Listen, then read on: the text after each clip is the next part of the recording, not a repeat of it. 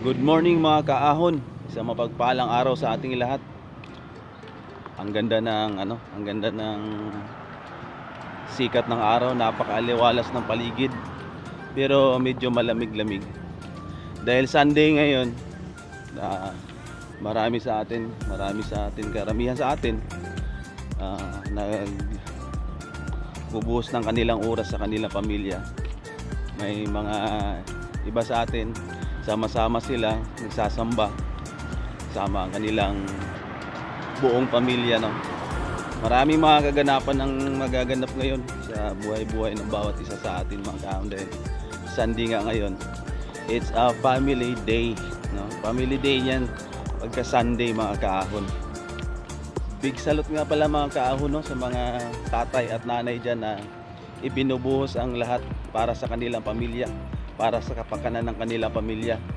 At saka hindi natin kakalimutan, i-shout out natin, big shout out dyan sa mga tatay dyan o mga nanay dyan na pinabayaan ng kanilang pamilya, inuna yung sarili. Shout out sa inyo mga idol, mga kaahon. Magbago na kayo, mag 2025 na, baguhin nyo na yung takbo ng buhay nyo. Pauwi nga pala tayo ngayon mga kaahon, no?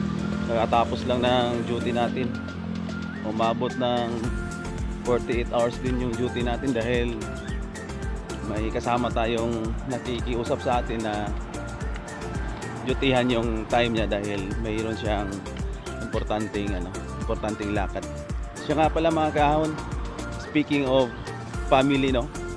Sa pamilya talaga hindi natin maiwasan minsan na dumarating ang panahon na sinusubok tayo ng panahon. Sinusubok tayo ng tadhana. Dumarating yung mga problema sa buhay sa isang pamilya. Pero kagaya ng isang walis tingting mga kahon, ay pagka tulong-tulong kayo, sama-sama, yakapin nyo yung pangarap, tiyak makakaahon kayo mula sa kahirapan. Kagaya ng isang walis tingting mga kahon, dahil hindi siya nag-iisa, kaya siya matibay. Sama-sama kasi sila mga kahon. Yung isang goal nila, no? May isang goal kayo bilang isang pamilya, bilang isang buong pamilya mga kaahon. Dahil bilang isang pamilya, kung kanya-kanya kayo, hindi kayo nagkakaisa, mangyayari dyan mga kaahon, hindi nyo maaabot ang inyong mga pinapangarap. Kaya kailangan talaga ang unity mga kaahon. Kailangan magkakaisa kayo, nagtutulungan at nagsusuportahan sa isa't isa. Hindi yung kanya-kanya ng diskarte, kanya-kanya ng goal sa buhay. Kung ang goal mo o ang goal ng inyong pamilya ay umahon mula sa kahirapan, dyan tayo dapat magkakaisa. Dyan tayo nagkakaisa ng pananaw, dyan tayo nagkakaisa ng damdamin at isipan mga kaahon.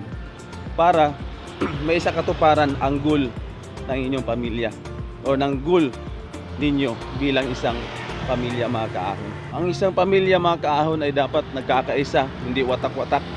Dapat buo. Dapat merong isang damdamin at merong isang puso at merong isang goal sa buhay.